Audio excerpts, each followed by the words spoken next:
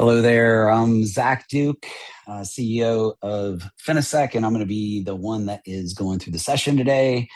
We had several folks in the waiting room, so we're going to wait just a couple of minutes just to make sure everybody joins or gets a chance to join and comes through. Just a couple of housekeeping items. We are going to be recording the webinar today, so if you want to be able to go share this internally, we will be sending that to you post. Secondarily, you're going to have the ability of using the chat. That's one of the great ways to be able to go correspond and be able to ask questions. And if you're like me, perhaps you forget the concepts or the challenges of what you wanted to ask. And it's a great way for you to be able to go through and ask questions. So with all that being said, we're about a minute in. I'm going to go ahead and kick us off and talk through what we're going to be talking about today around the concept of really automating your information security or your InfoSec program. So the agenda today, we're going to talk a little bit about the concepts of what we're hearing. And this is going to be both from a institution and a community bank perspective, as well as some of the challenges we're seeing from the examiner expectations. We're going to talk about manual processes and where we see bankers like you getting stuck, key principles to be thinking about and to implement, and then an overview of really how Finosec helps in the processes of automating your information security program. So as we think through this process, there's been a lot of conversations that we're having with institutions, both that are customers as well as all institutions as a whole. And there's these themes that come up. So as I start with this, I think this, and really the goal of this is to get you thinking about your world. And my expectation is some, if not maybe even all of these resonate. So the first is we have manual processes and they're labor intensive. A lot of that is because of the repetitive work. Think of things like how you have to go through and do your risk assessment and then the cyber assessment tool and your ransomware self-assessment, and the list goes on. But those controls are all kind of the same. And you're asking the same processors the same questions. So we see a lot of repetitive tasks and similar work.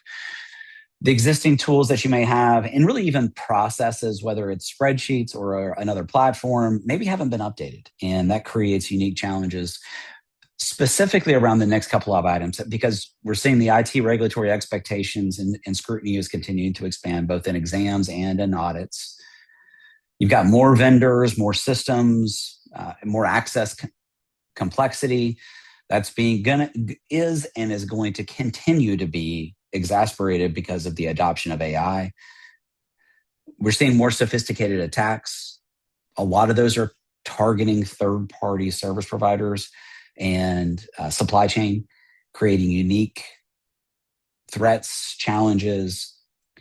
And then the last one's really across the board. You probably have the same or maybe even fewer staff members. You have more responsibilities. And then we have this significant challenge of how do we do independence? And I like to joke a lot of times what happens is when you start thinking about these processes, somebody misses a meeting and then they have this new job responsibility. But really, how do we manage information security as a whole with that level of independence that's needed? So just to level set, those are the things that we typically see. Now, you know what really stinks? And so I'm doing this kind of right around the lunch hour. And if you were the one that went in and put the microwave in the fish, put the fish in the microwave and made the entire branch stink, first off, shame on you. But the second piece of this is, what really stinks. And as we go through today, I'm going to have a handful of dad jokes where I think I'm funny. Some of these are going to land, some of these may not. It's just part of the dynamic of trying to keep you on your toes. But what really stinks when you think about those processes we were talking about and those challenges are the manual processes, the things that you have to go through, things like this. These are a couple of examples of access management reports and permissions from banking applications. It's very common for these to be hundreds, if not thousands of pages long. They're unstructured text, and that means it's really hard to get them into a CSV or a spreadsheet or a ability to be able to do lookups. I joke a lot of times you have to have like a master's in hieroglyphics to be able to do the translation. Really creates unique challenges and obstacles when we think of these manual processes. And the challenge is that exacerbated because the regulatory expectations around authentication guidance have continued to expand.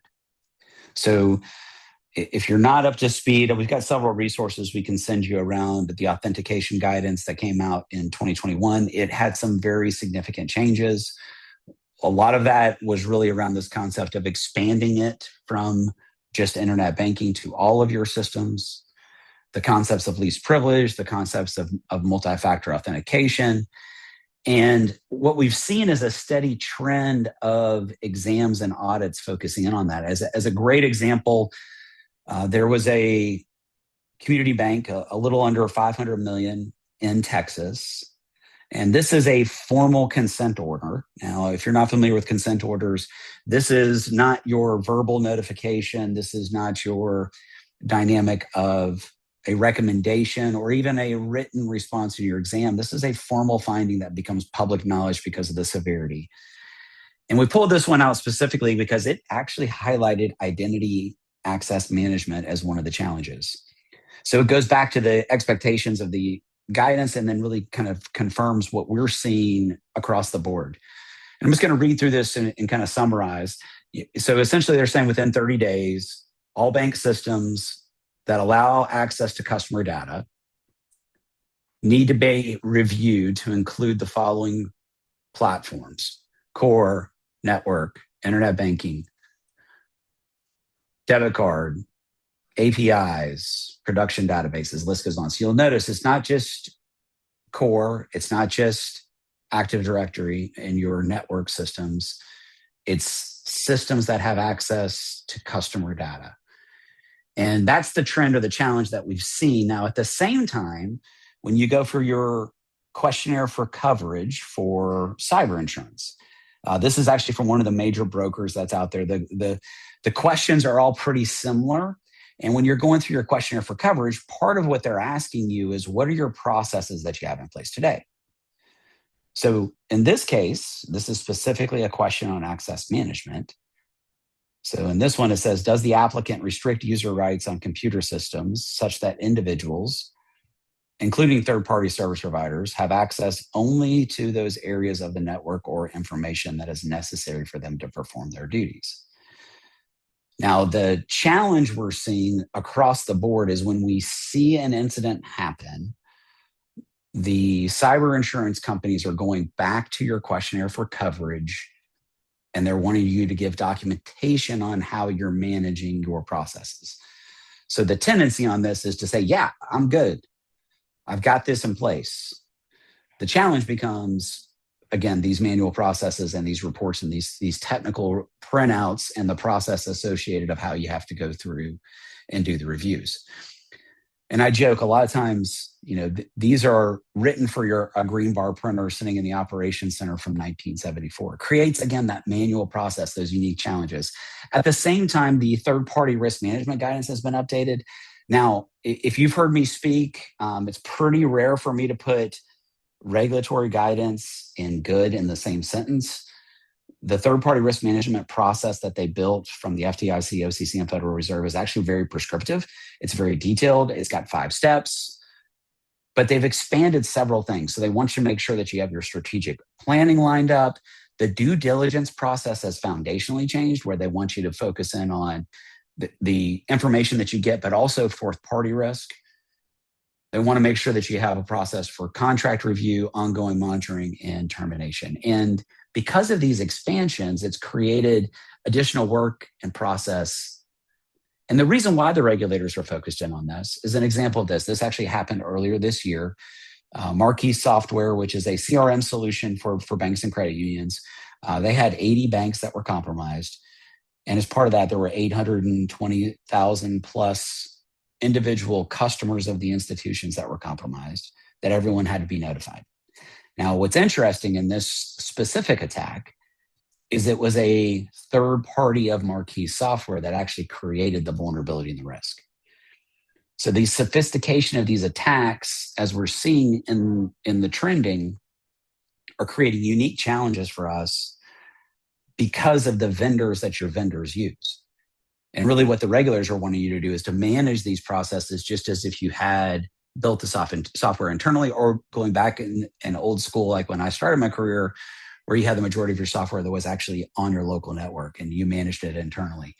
And there's unique challenges that are from there. So what we're hearing as part of this process, from the expectations on the cyber insurance, the process associated from the examiner expectations that we're seeing, is a lot of times we're seeing due diligence packets, they're steadily increasing in size. And what we see is a lot of times bankers will go and say, hey, I'm just going to send a questionnaire out to my vendors because I don't want to fill out or read the 800 and something page due diligence packet of multiple SOC reports and cyber insurance and incident response testing and everything that they need to give me, because it's too overwhelming. At the same time, there's this concern on, like, what are the examiners really wanting me to do with this updated expectations and guidance? Is my existing process actually going to adhere to it? Getting your business owners involved is a significant challenge. This is something we see not only in vendor and third-party risk management, but really across the board.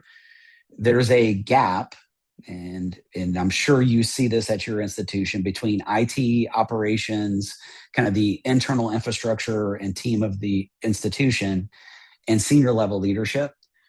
And a lot of times senior level leadership, and for sure the board, doesn't have a background in banking technology or cybersecurity. So there's a lack of understanding in the challenges and the concepts, and there becomes this disconnect or gap that's associated. We're also seeing the existing tools and processes that have been implemented haven't been updated. And then again, it's this concept of disparate work and repetitive work. So you have systems and processes, but they're not all integrated together. They're independent in their process and their things associated.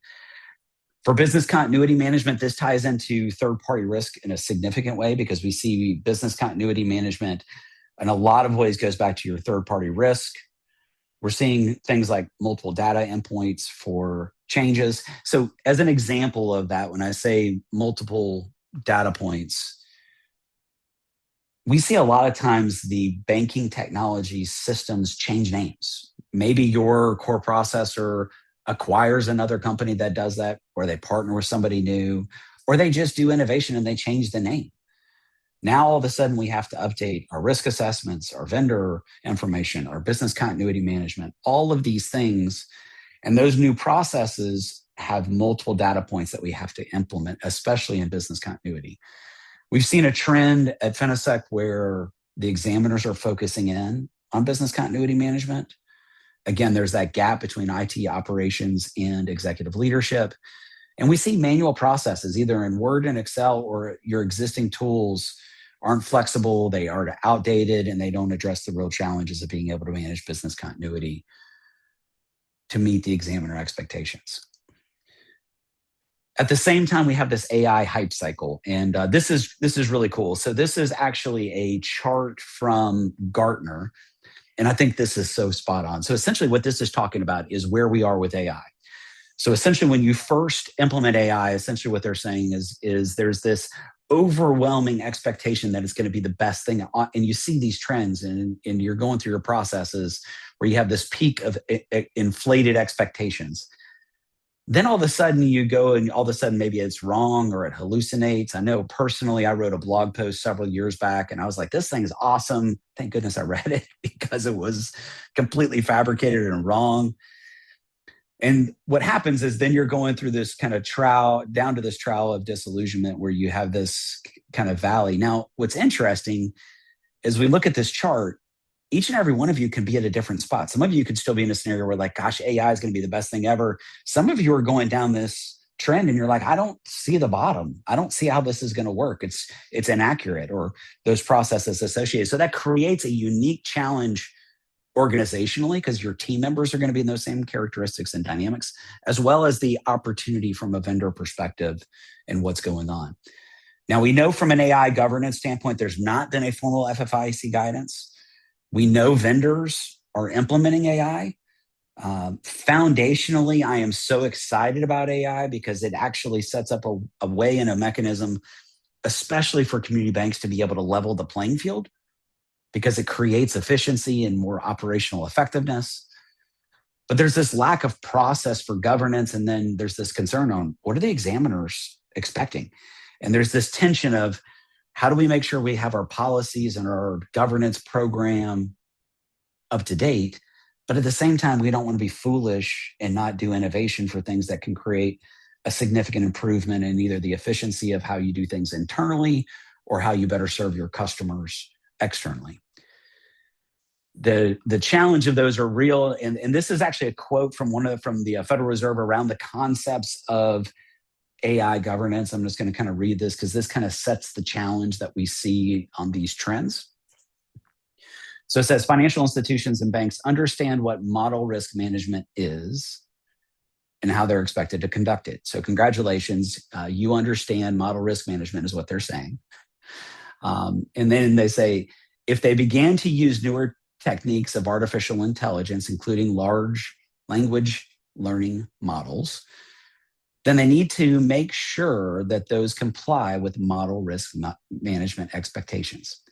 So essentially they're saying there's not formal guidance, but we expect for you to manage the risk. Really kind of a unique challenge and scenario that the regulators are creating specifically around AI governance, and can a lot of times create obstacles on the implementation of AI for community institutions. We also have the sunset of the cybersecurity assessment tool. So even though that was end of August of last year, we have several institutions and financial institutions that have still not done something, and they're like, hey, I got to do something. I've seen multiple conversations where the regulators are expecting some way for you to manage the inherent risk profile. We've seen implementations of CRI and NIST, and we hear this pretty consistently, where you may have implemented that, but to get to full, or the ability of you saying yes, that this is fully implemented, is really difficult. So you may go through that framework of NIST and CRI, which leverages NIST as well, but you get stuck in the dynamics and the challenges associated. We've seen executive reporting be a challenge across the board. And then there's double work. You're doing your cyber assessment is separate from your information security risk assessment, and the controls that you have, you got to go make sure that they match, which creates extra labor and challenges associated there as well. And ultimately what we see is as these gaps that we're talking through get expanded, we see a prevalence of spreadsheets. And you may have a solution for part of the processes and the challenges we were talking through earlier, but there still is this challenge of other things. So maybe it's your to-do list, maybe it's vendor management or your risk assessments, the cybersecurity assessment tool, or access management. I've got a couple that I was talking through, and we'll talk through a little bit today. One of the challenges we've seen pretty consistently with creating a spreadsheets is the regulators have started asking for a PII assessment, essentially a way for you to be able to document what systems, what vendors, and what types of customer information does that system and that vendor have access to. So when that trend happens, what we see is the examiners come out and they say, hey, you got to do this. Maybe it's in an audit, maybe it's in an exam. And a lot of times what happens is your existing solution doesn't provide that if you have a software, or you don't have a spreadsheet if it's still in spreadsheet land. So then what we see is it's so common for bankers to open up their email, type in their friends' email addresses, maybe even their auditor, and ask, hey, does anyone have a PII assessment? Same concept with AI governance as we're going through these processes is, hey, how are you tracking that? Maybe you've created a spreadsheet to go track every place that you're using AI.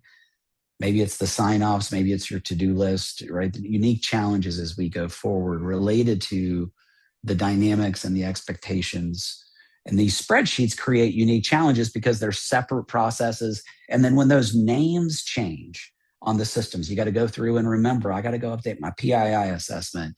And I got to update my access management spreadsheet of all my employee systems. And I've got to go update my risk assessment. And then there's this challenge of you never want to have conflicting information in those spreadsheets from systems and processes. So it creates a level of anxiety or stress. And this is what we typically see, right? It's this kind of math equation where you're over there going, gosh, goodness gracious, these challenges I've got in place what do I do? And it puts unique pressure on community bankers. So in light of that, there's this really, really unique opportunity. And one of the things that, just a little bit of background on me personally, we're big Disney fans at the Duke household. So this is actually a picture of Spaceship Earth. That's actually at Epcot. So if you go to Epcot, you see the big old dome. That's where you kind of go through and you see the history of the Earth. This is a picture of Gutenberg and the printing press. And if I would have had a conversation with you several years ago about the impact of AI, I would have told you it was an iPhone moment. It was this foundational change that was going to change the way that we did technology. For my story specifically, I started my career selling to community banks, driving all over the place, using MapQuest, just as a great example of the benefit of a phone. That slight right still makes the middle vein of my forehead pulsate. I knew that if it was a slight right, I really had to go straight because of my printout. And that's just one example of how the iPhone's changed our lives. There's so many examples of how that technology has changed. And I would have said that several years ago. But today I would actually say it's a bigger opportunity than that. And I'm going to go all the way back to Gutenberg and the printing press. And now, before Gutenberg and the printing press, the way we shared knowledge was verbal. It was this one-on-one interaction. Maybe you took notes. Maybe you remembered that process. There were books, but they were handwritten. So somebody would have to literally go through and write those pieces out.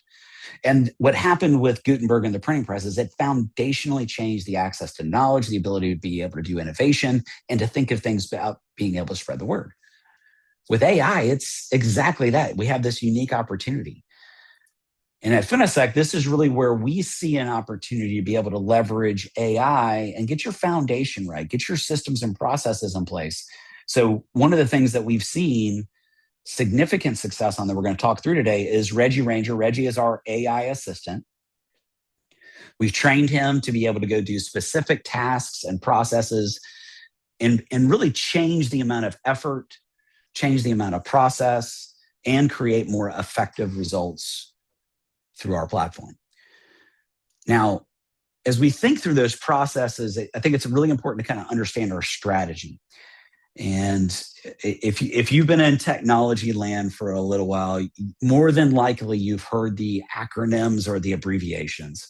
My co-founder, Scott Malcroft, he does these things all the time. And I think he does it in a lot of ways. He's really doing this Jedi mind trick, which is what he's done on me.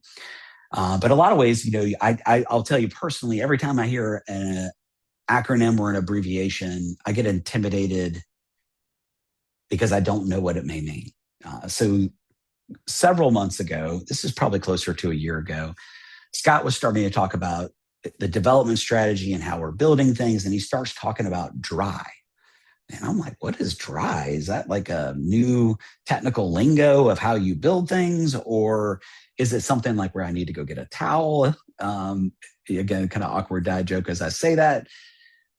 But dry for really was the way he was communicating to our development team on don't repeat yourself. So really what the design of the platform, and when you think about your processes, when you start thinking about how can I automate information security governance, think through the tasks that you have to do in a repetitive scenario. There is so much repetitive work that's really the same question asked a different way. So the challenge becomes, how do we structure it? Now, at the same time, we wanted everything to be one click away, ease of access and process. Now, when we're talking through these scenarios, a lot of times there's a disconnect between what really has to happen in the software development world to make AI work versus the tools that are prevalent today. So in a lot of ways, your team may be thinking, well, gosh, I can go leverage Copilot or Claude or ChatGPT. We see a lot of Copilot just because of it's integrated with Active Directory, and there's kind of this perception that it's got security and pieces because you've already got Office 365 enabled.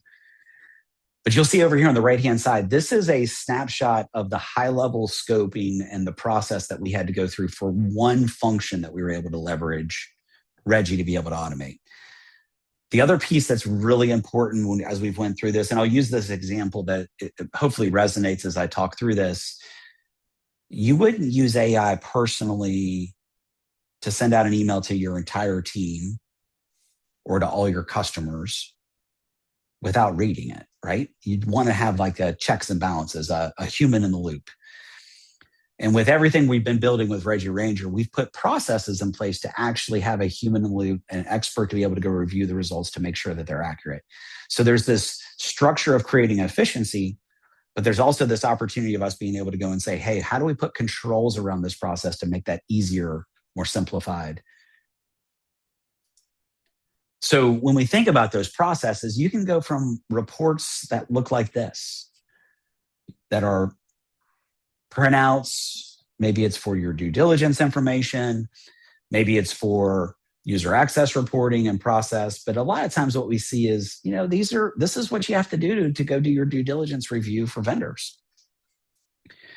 You go take that 800-page document, print it out, and then somebody goes and reviews it. Or you go and take a questionnaire. This is a questionnaire template that we've seen.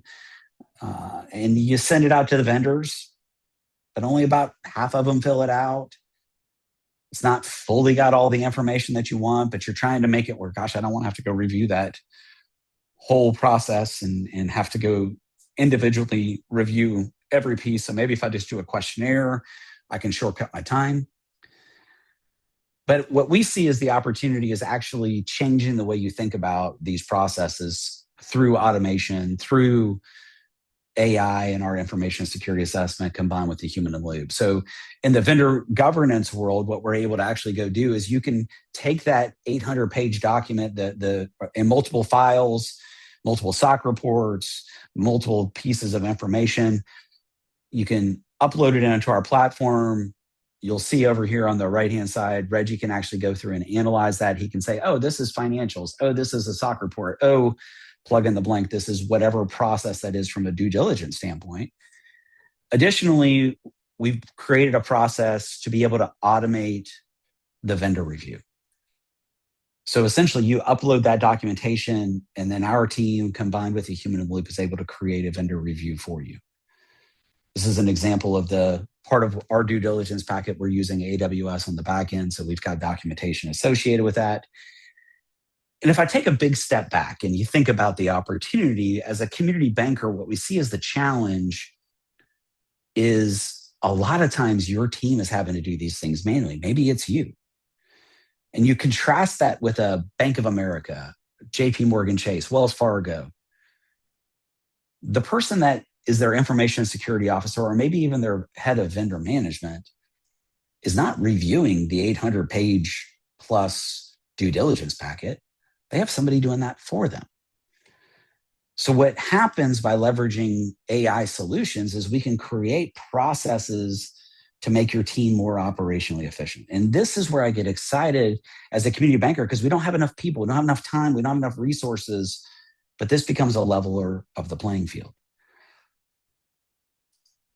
Now, we can also take reports that look like these, whether they're core or any of your banking applications. You think your high-risk systems, the ones that are ability to do financial transactions, or the ability, just like the findings from that examination, that have access to personal information of your customer. And you can upload those reports and create a process to be able to manage your access reviews. Now, there's several steps that we've seen that foundationally change the way that you're able to go through and manage user access reviews. And as we jump into this process, if you're the person that's doing the user access reviews, I think you're going to start thinking about, oh my gosh, this could save me a whole bunch of time.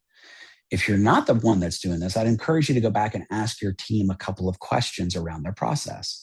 So the first thing we're actually able to go do is compare this versus your employee list to give you terminated users. You'll see terminated users. Any of your terminated users, they're highlighted in red in the report. And essentially what we've been able to build is technology that takes that standard report from that banking system, you upload it to us, combined with your employee list from your HR system, we can compare the two. And now I can highlight and say, this person still has access to that system and they've been terminated. Highlight them in red, make it easy for you to be able to see. The secondary thing we've been able to go do is build out privileged access reporting. So in this case, this is a core processor specific report. When you think about core, there are some very significant functionalities that you have the ability of locking down in the permissions to your core systems. So typically we see 3,000 to 4,000 plus permissions that are available either per user or even per group.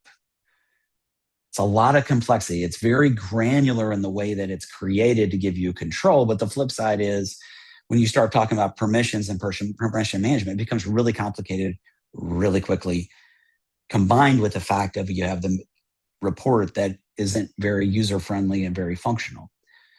So the piece that we've been able to go focus in on is let's get you the most important permissions in a way that you can see the reports.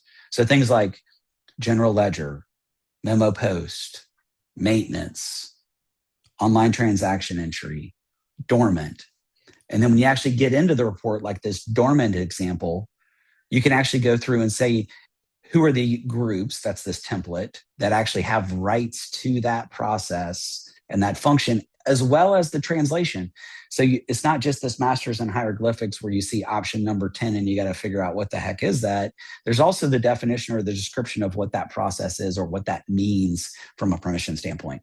So by focusing in on the most important permissions, your security process actually significantly increases. So question to go back to your team, if you're not the one that's doing the user access reviews, how do we track privileged access? What does that process look like? The other question to ask is if you're doing your reviews quarterly, or maybe you're still in the annual world because your team would revolt if you had to do it more frequently, even though you've seen the examiners and the auditors start expecting more frequent reviews. The challenge becomes, how do you know what's changed since the previous time you did the review? Well, by focusing in on giving you the delta, we can also show you what's changed, either by user or by group based on the system. So now all of a sudden you have the ability of saying, what are my terminated users? What are my privileged access? What are the changes since the previous time I did the review? And focusing in on that foundationally changes the amount of time, the amount of effort, as well as your exposure to the processes associated when you think about managing information security risk. Now, to go back to when Scott was talking about the concept of me needing my towel and I needed to get dry, or again, this concept of don't repeat yourself, there's significant things in the platform that are designed to make it where you don't have to repeat yourself. And I wanted to give you a couple of examples of these. And even if you're not going to end up using Finosec, I want you to think about your processes internally and how this could create efficiencies in your day-to-day scenario. So from the user access reviews or from the vendor reviews, in both of those examples, those vendors and those systems automatically get pulled into the process of us making sure that we have documentation of who are your vendors, what are the systems associated. This populates the system map, or really think of this as your system inventory. You'll be able to go and see, is it in-house or is it cloud? Do you have somebody as a managed service provider managing that for you externally? Does it have a physical asset? The physical asset, a great example of that would be debit card instant issuance. So to do debit card instant issuance and actually give the debit card to a customer when they lose it at the branch, you actually have to have a device that obviously creates India is able to facilitate that. We just added uses AI in the last couple of months. I'll talk through that more when I talk about AI governance and how this strategy goes through there. There's also this discussion around PI, contains PII. So when I was talking about the example of the regular expectations, and they want you to be able to say what information is associated, and then individual access. And individual access is essentially the systems that you add users to. So the framework of being able to go have this dry methodology of saying, what are all the systems that are related to your vendors? What are the characteristics of those? And then have that data populate across the entire app platform. So if you're, like a Jack Henry example, maybe you went from Yellowhammer to Defender, Or maybe you're a Fiserv institution and instead of doing e-com and e-corp, and yes, that shows my dates, and you're using Bob or Rob, the internet banking, and they've now got a new version of that. I can't remember the name every time I say that. But these names change in these banking applications. Then all of a sudden, all you're doing is going and updating it here in one place, and it's getting populated everywhere that system and that process is. It creates a ton of efficiency by getting that don't repeat yourself mindset associated. That ties into other processes that were able to use the same concept of dry. So if you haven't heard, we've actually built a community bank specific cyber assessment. We've had a lot of traction with this. So if you're still in the dynamic of looking for a process for the sunset of the cybersecurity assessment tool, there's a lot of pieces there. The same process that you go through for that. So if you're a customer on today and you're using the cybersecurity assessment tool, the benefit of what you've already put in place to relate to the cybersecurity assessment tool, those controls directly correlate to the way that we can actually automate your risk assessment. And the way that we automate your risk assessment is we take the data from the system map, again, leverage it across all of those pieces, and we're going to have the functions, the documentation of what are you using for internet banking? How do you do wires? How do you do domestic versus international? What's your imaging system? How are you doing cold storage? What are you using for loans? Do you have a mortgage solution? Then we're going to have this documentation I was showing you here of the attributes of that system and that function. From that system map, we can actually go through and do several things associated to be able to automate your risk assessment. So the first piece that we're able to go through and do is to be able to leverage that data. Let me go back. Hang on just a second. I love to tell everybody that I'm just not technical because got ran out years ago as an engineer because I broke things, which is what I was just showing you. So this dry methodology of does the system use AI and does it contain PII actually creates the data lives once or the don't repeat yourself methodology. So for instance, on the Automate Your Information Security program, what this allows for us to be able to go do is to be able to pull those systems that were checked saying, hey, this system uses or has access to PII. From there, we've actually went through and created a process where we can actually score the types of data that system has. We can highlight your customer impact, and then from there, give you a score on your sensitivity rating. How risky, how much customer information is in this system. Gives you a really unique way to be able to go do that without having to have a spreadsheet or, again, another manual process to be able to go deliver. The same thing for AI governance. By checking AI governance, you're actually able to go through and be able to document what types of data does this AI have access to, what are the controls associated, what are the threats associated, and be able to go through and actually automate your AI governance and process. Again, the concepts of getting the foundation right, the concepts of don't repeat yourself, or as Scott, my co-founder, says, dry methodology of that scenario.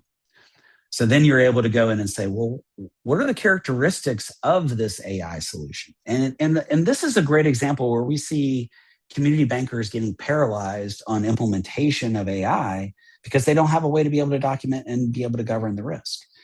And while you may have a policy, the challenge is real on just your vendor community as well as how your employees are actually leveraging AI inside your institution.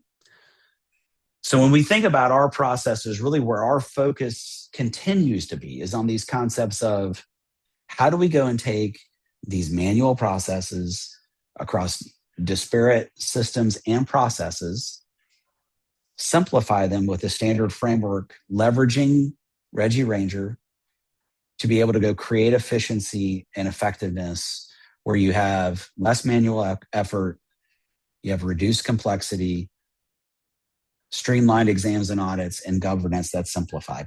Now, what's interesting is as I was talking through those pieces, we've actually created a guided process where we can get you the accelerated impact quickly. And I wanted to spend just a little bit of time just explaining some examples for that. So for instance, on the vendor reviews and the vendor governance, The process associated to be able to automate your vendor reviews, you don't have to change all of your risk assessments and all your processes to be able to see the impact of that day one. We can actually plug in Reggie to be able to help you with the vendor reviews. Now, the platform does all those other pieces. It can track your contracts. It can do those pieces. But if you think about the impact, the challenge may be that, hey, I've got this 800 plus page vendor review that I have to go through manually, and I'm not real comfortable. For user access reviews, we can start with the most important systems and be able to get you a baseline and be able to show you privileged access, all by just uploading the standard reports. The concepts of the don't repeat yourself is built in across the board. So you do things like the system map or those controls like we talked about today. And then you're getting credit for that, not just in one thing, but across multiple levels inside your organization's governance framework.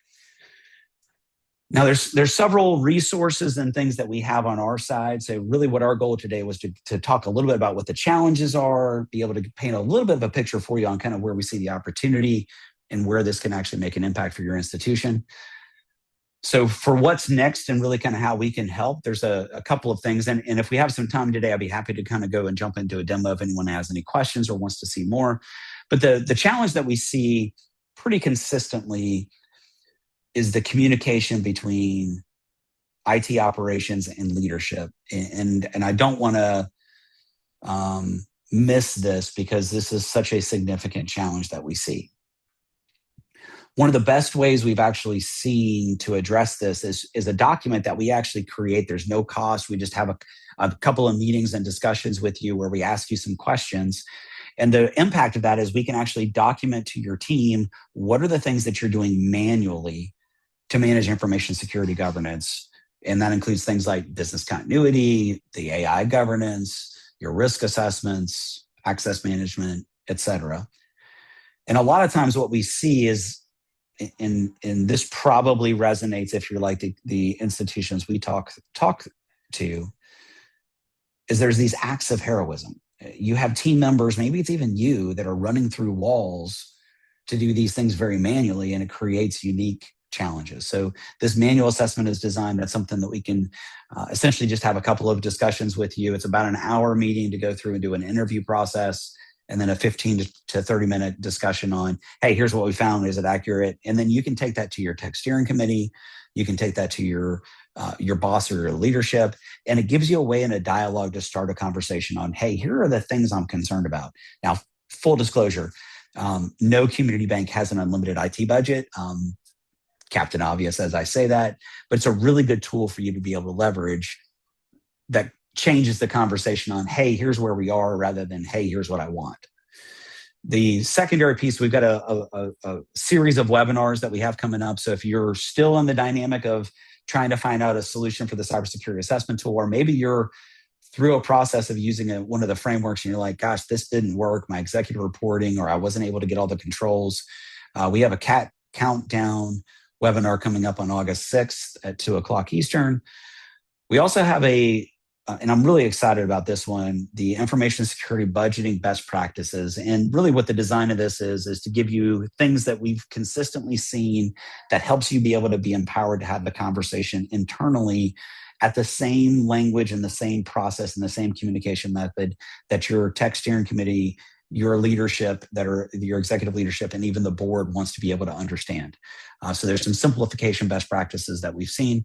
We're also going to be talking about AI governance. I talked a little bit about this today, about the inventory concepts and the processes, as well as the steps that we see. We've actually got a 9-step process of being able to risk rate your AI implementations and your vendor processes that we'd be happy to talk through before that, but also this will be kind of an educational session for you and your team to be talked through. And then really lastly, you can meet with our team. And one of the things that, if you're like me, there's a challenge with that, just to be really transparent. And the way that we lead and the way that we run the company is really intentional around, really the goal of that is we just want to understand where you are and see if there's places we can help.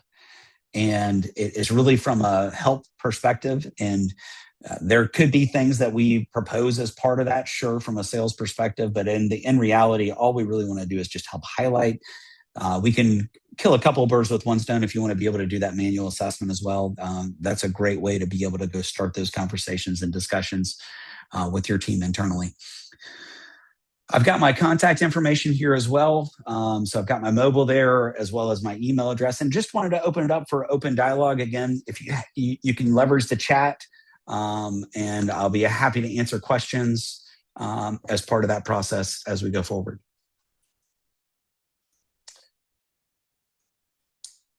So one of the questions, hey Mark, great to see you, at least virtually, right? What are we hearing and seeing from an audit or regular review around AI governance? Really what it is there hasn't been a consistent framework. So there's two AI governance frameworks that have been created. One is by CRI, the other one is by NIST. Unfortunately for a community banker, those are extremely complicated. There's a lot of information associated from there. And really what we see is the opportunity related to this is, and again, they're saying in the regulatory world, they want you to be able to go and say, prove to me you're managing this. And then there's also saying at the same time, we've given you the way to manage this through their risk frameworks, which is almost like a get out of jail free card from their perspective. They're able to go and ask these questions or these processes that they go through. So the piece that we see is really kind of the opportunity. I'll actually pull this up and walk you through it. Bear with me just a second. I'm so great at technology. For those of you that know me, know that there's a whole bunch of jest associated with that.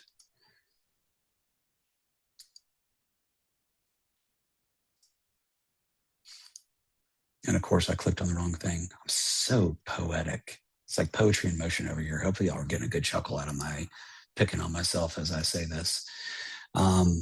Let me go through, and so I'll resume this so you can see.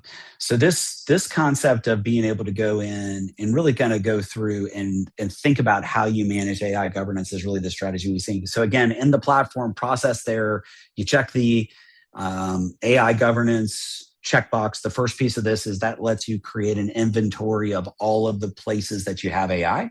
That could be systems, that could be vendors, that could include obviously Copilot, Claude, whatever those processes are. The secondary piece, and this is actually in scope, this is part of what we're building. Expectations, this is going to be relatively available in the next month and a half to 2 months. So we're actually having early adopters sign up for this for AI governance as we speak. But if I kind of go through this scenario, I'm just going to go click on Verifin. You can actually go through and you can start defining and designing a scenario where you're able to go through and say, what type of data does this system have access to? Now, lending is really unique, specifically for AI governance, because there's a dynamic with fair lending and bias that crops up specifically with AI.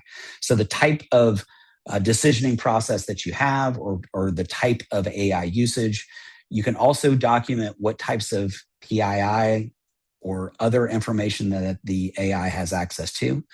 By checking these boxes, that then creates your inherent risk. Then there's a series of questions. So there's questions around data quality. Essentially, how do you make sure the data is right? That's one of the biggest challenges we see with AI. Data privacy. How do you protect it? How's the process associated?